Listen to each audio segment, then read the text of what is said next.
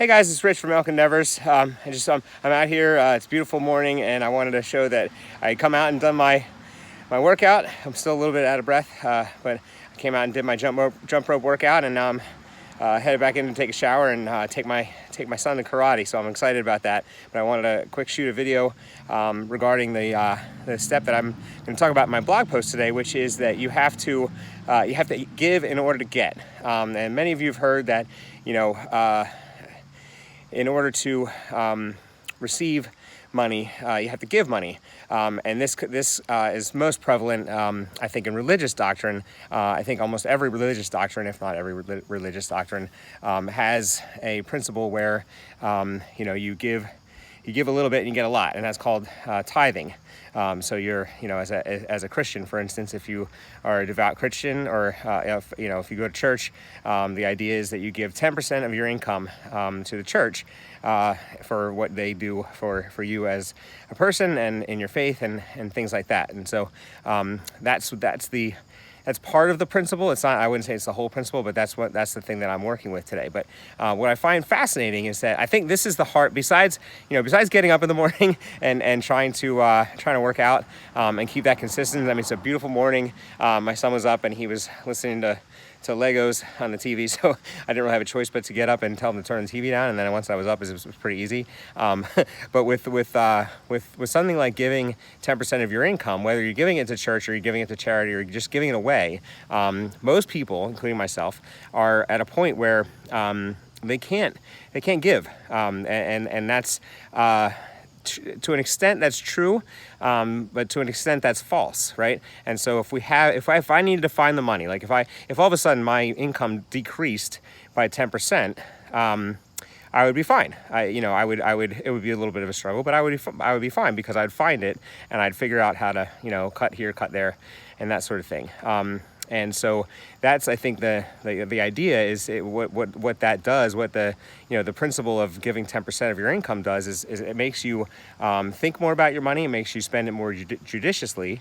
And then most importantly, what it does, and this is another thing that I struggle with, is that it if you give away 10% of your money, the laws of a prosperity, and everybody that you talk to, or everybody that I've listened to, talks about this, how you when you give 10% or you give away money, you get more, and it just works like that. They can't explain it except by faith and by law of prosperity, which is a law of faith. There's no scientific evidence. The only evidence is that people that do that get more money, and so that's kind of what you have to go with, and that's a hard thing to go with, right? Because number one, if you haven't lived it, you haven't lived it.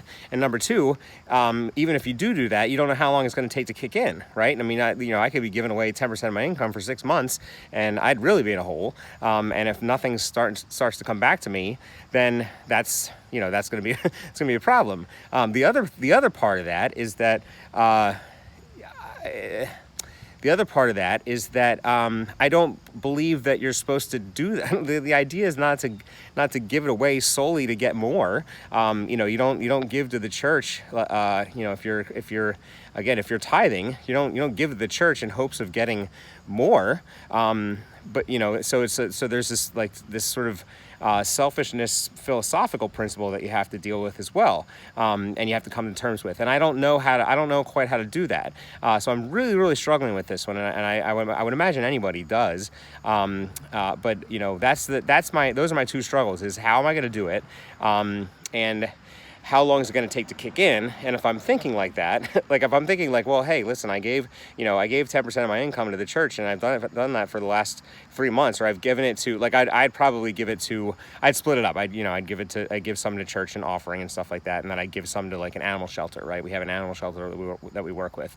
But if I'm giving the money solely so that I can make more money, like that doesn't compute. Like I guess charity comes into play, and the idea that you're giving money to charity, you don't give money to charity to get more.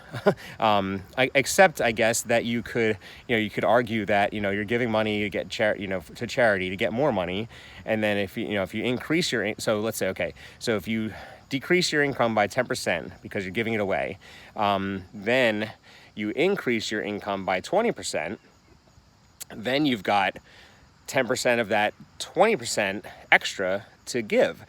So maybe that's where the principle comes in. You can clearly, I'm thinking this out loud, and I've been struggling with how to write this, and I think it's a little less evident in my writing because I thought more about it, but I hadn't thought about that. The idea of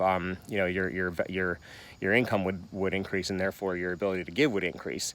But again, I just come back to that idea of I'm not giving money away to get money. I'm giving money away to help. But maybe that is the print. Maybe that's the principle, is that if I give 10% of my money away, and let's say I give just for lack of a better number, $100. I give $100 to the church, and I give $100 to this animal shelter that I work with, that my family works with. So I give that $200. Then that increases, say, 100%. So let's say I get $400 back. Then I've got 10% of that, which is $40. Well, I mean, the percentages don't work, but then I'm giving more. I'm able to give more. So then I give $120 to the animal shelter the next month, and I give $120 to the church. So maybe that's what it is. So at any rate, that's the thing. If you want more money, you have to give. In order to get, you have to give. And that's really an important principle. And I tell you, regardless of what I think, everybody you talk to that's in entrepreneurship, Russell Brunson, Vic Stryjus, Dan Kennedy, Earl Nightingale, Napoleon Hill, everybody without fail says that you have to give in order to get. It creates a vacuum. So when you don't have money, when money leaves your side, your account, it creates a vacuum, and that vacuum has to be filled. And the only way that it can be filled is with more money. And so that's what everyone will tell you. So regardless of what I think, which I'm just learning, regardless of what I think, that's what happens. And so they all say that, and they all say they can't explain it. So at least that's consistent. and maybe I'm onto something with the income. And the 10% goes to 20% and things like that. So I hope this finds you well. I hope it's interesting for you. If you like what I'm doing, again, please hit the subscribe button so I can send you notifications so YouTube will send you. I won't be sending you. YouTube will send you notifications when I put new videos out. And hope you have a great day, and we'll talk to you soon. Thanks a lot.